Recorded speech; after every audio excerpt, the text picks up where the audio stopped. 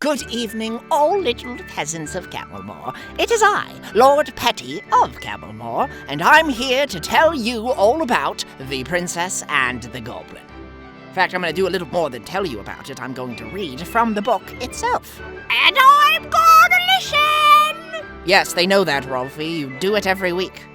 I'm just giving them a bit of a reminder in case they forgot. I don't think they did. You never know! Anyways, today's episode of The Princess and the Goblin is sponsored by Heinrich's General Store. Now, they have it written here that it is a common misconception that their general store is a store full of general things that you might need, like groceries or pots and pans or plague medicine. But no, Heinrich's General Store is indeed a store that sells items so that you can start your very own general store. Items such as shelves, cash registers. We are in ye old ancient medieval times, of course, so they're just little wooden boxes. You got signs and markers to make signs. I think that's all they really got there. But if you want to start your own general store, head on down to Heinrich's General Store. Back to the show. We left off on Chapter 16. This chapter is titled The Ring. Now, Rolfe, please bring us back up to speed about what happened in the last chapter, because this chapter is going to take place immediately after. Oh, yes! Irene is saw her great-grandmother, Irene, up in the tower, and the grandmother healed her with fancy magic and then gave her a ring, and that ring would always be connected so that they'd always be together. Right, and how did that chapter end? One moment, old lady was holding and cradling Irene, but as soon as Irene opened her eyes, she was back in front of her dollhouse playing. Precisely, and that is where we will start. Chapter 16, titled The Ring. The same moment from when Irene woke up and saw her dollhouse from earlier, her nurse came into the room, sobbing. When she saw her sitting there, she started back with a loud cry of amazement and joy. Then, running to her, she caught her up in her arms and covered her dear little face with kisses. My precious darling princess! Where have you been? What has happened to you? We've all been crying our eyes out and searching the house from top to bottom for you. Not quite from the top. Thought Irene to herself, and she might have added, Not quite to the bottom. Perhaps if she had known all, but the one she would not, and the other she could not say. Oh, Looty, I've had such a dreadful adventure, She replied, and told her all about the cat with the long legs, and how she ran out upon the mountain and came back again. But she said nothing of her grandmother or her lamp. And there we've been searching for you all over the house for more than an hour and a half! Exclaimed the nurse. Oh, but that's no matter. Now we've got you. Only, princess, She added, her mood changing. what you ought to have done was to call for your own Looty to come and help you, instead of running out of the house and up the mountain in that wild, I must say, foolish fashion. Well, Looty, Said Irene quietly. perhaps if you had a big cat all legs running at you, you mightn't exactly know which was the wisest thing to do at the moment. I wouldn't run up the mountain anyhow. Returned Looty. Not if you had time to think about it, but when those creatures came at you that night on the mountain, you were so frightened yourself that you lost your way home. This put a stop to Looty's reproaches. Reproaches just means her attempts at asking her. She had been on the point of saying that the long-legged cat must have been a twilight fancy of the princess's, but the memory of the horrors of that night, and of the talking to which the king had given her in consequence, prevented her from saying that, which after all she did not half believe, having a strong suspicion that the cat was a goblin. For the fact was that she knew nothing of the difference between the goblins and their creatures. She counted them all just goblins. Without another word, she went and got some fresh tea and bread and butter for the princess. Before she returned, the whole household, headed by the housekeeper, burst into the nursery to exult over their darling. The gentlemen-at-arms followed and were ready enough to believe all she told them about the long-legged cat. Indeed, though wise enough to say nothing about it, they remembered with no little horror just such a creature amongst those they had surprised at their gambols upon the princess's lawn. Remember, gambols just means they're dancing upon the lawn. It's spelled Gambols, not like gambling, like tossing dice for money. In their own hearts, they blamed themselves for not having kept better watch, and their captain gave order that from this night, the front door and all the windows on the ground floor should be locked immediately the sun set, and opened after upon no pretense whatever. The men-at-arms redoubled their vigilance, and for some time there was no further cause of alarm. When the princess woke the next morning, her nurse was bending over her. How your ring does glow this morning, Princess! Just like a fiery rose, she said. Does it, Looty? Returned Irene. Who gave me the ring, Looty? I know I've had it a long time, but where did I get it? I don't remember. I think it must have been your mother gave it to you, Princess. But really, for as long as you have worn it, I don't remember that ever I heard, answered her nurse. I will ask my King Papa the next time he comes, said Irene. And that was chapter 16. Pretty short, but at least we know that she's all safe and sound. Well, you mean at least Looty in the household knows she's safe and sound. Oh, right. I guess we knew she was safe and sound already. You were wrong! Ha-ha! Rolfe was right and Petty was wrong! This is the best day of my life! All right, don't get ahead of yourself, Rolfe. You're wrong, like, all the time about everything. Especially about your potatoes. I ate them! All right.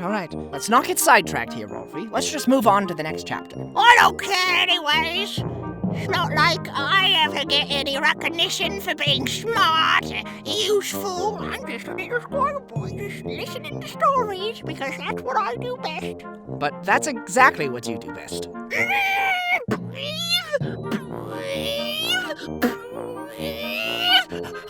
Whoa, calm down. Let me stroke your little head. Stroke. It's okay. Stroke, yes. Stroke. There you go, buddy. Thank you, Lord Petty. No problem, yes, of course. All right, I hope all of you at home are not getting as excited as Rolfe is. And if you are, well, I apologize, Mom and Dad. Chapter 17, titled Springtime.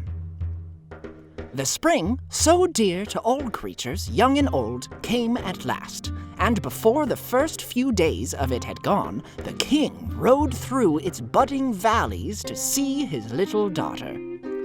He had been in a distant part of his dominions all the winter. Dominions just means his domain, or his land, what he owns of his land. He's just been all over his land. For he was not in the habit of stopping in one great city or of visiting only his favorite country houses, but he moved from place to place, that all his people might know him. Wherever he journeyed, he kept a constant lookout for the ablest and best men to put into office, and wherever he found himself mistaken, and those he had appointed incapable or unjust, he removed them at once. Hence you see it was his care of the people that kept him from seeing his princess so often as he would have liked. You may wonder why he did not take her about with him, but there were several reasons against his doing so, and I suspect her great-great-grandmother had had a principal hand in preventing it. Once more Irene heard the bugle blast, and once more she was at the gate to meet her father as he rode up on his great white horse. After they had been alone for a little while, she thought of what she had resolved to ask him. Please, King Papa, she said. Will you tell me where I got this pretty ring? I can't remember. The king looked at it. A strange, beautiful smile spread like sunshine over his face, and an answering smile, but at the same time a questioning one, spread like moonlight over Irene's. It was your Queen Mamma's once, he said. And why isn't it hers now? Asked Irene. She does not want it now, said the king, looking grave. Why doesn't she want it now? Because she's gone where all those rings are made. And when shall I see her? Asked the princess. Not for some time yet, answered the king, and the tears came in his eyes. Irene did not remember her mother, and did not know why her father looked so, and why the tears came in his eyes. But she put her arms round his neck and kissed him, and asked no more questions.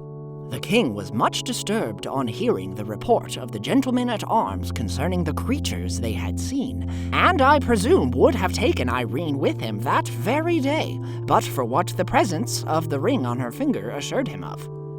About an hour before he left, Irene saw him go up the old stair, and he did not come down again till they were just ready to start, and she thought with herself that he had been up to see the old lady.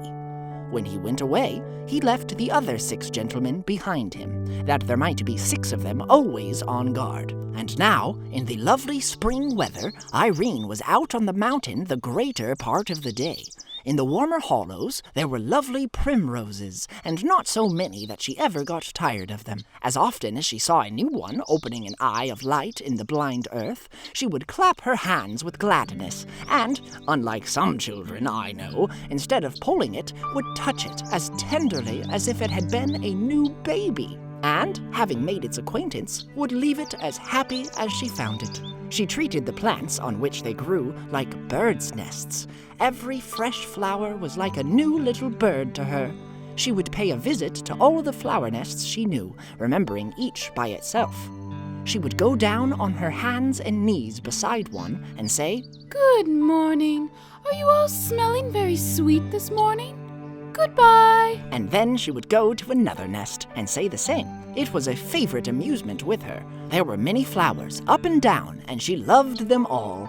But the primroses were her favorites. They're not too shy, and they're not a bit forward, she would say to Looty.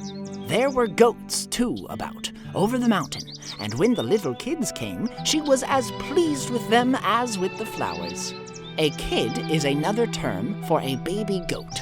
So she's talking about all the baby goats, not the children. Yeah.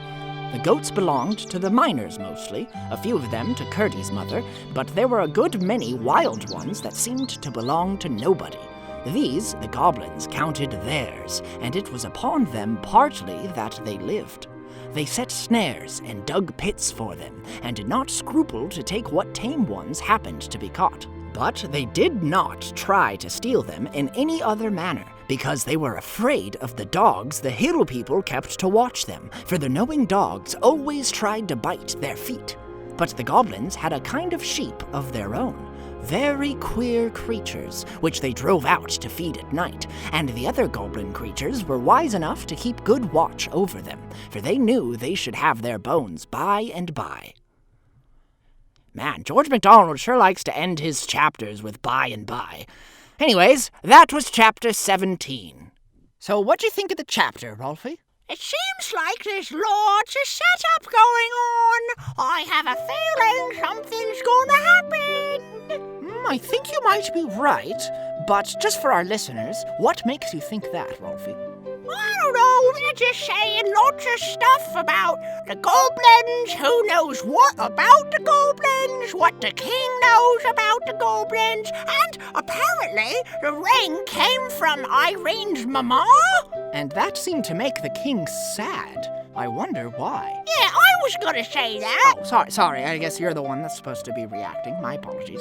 Oh no, it's fine. It's your show, Lord Patty. You do whatever you want. I know you're being sarcastic, Rolfie, but you're 100% correct. This is my show, and I will do whatever I want. Okay, sorry, buddy, back off. I'm sorry, I didn't mean to get worked up like that. I just care about this show, and I care about my peasants at home just so very much.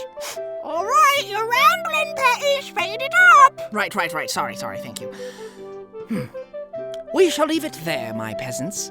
I hope you all sleep wonderfully. Get ready for the next episode. For the next episode, we are going to dive back into the mines with little Curdy and meet some more goblins. I'm so ready! I just want all this setup done so we can get to the good stuff. Oh, you've been so patient, Rolfie. I promise you, the next chapter is going to be really, really good. Wait! Did you read ahead? Yes, of course I read ahead. Sorry, folks. Have a wonderful sleepies tonight. We'll see you next time. And don't forget, if you're looking to open up a general store, head on down to Heinrich's General Store, where all your general store goods are needed and... Oh, man, I really should have written that down. Sorry, Heinrich. I'll get it right next time. Good night. Good night!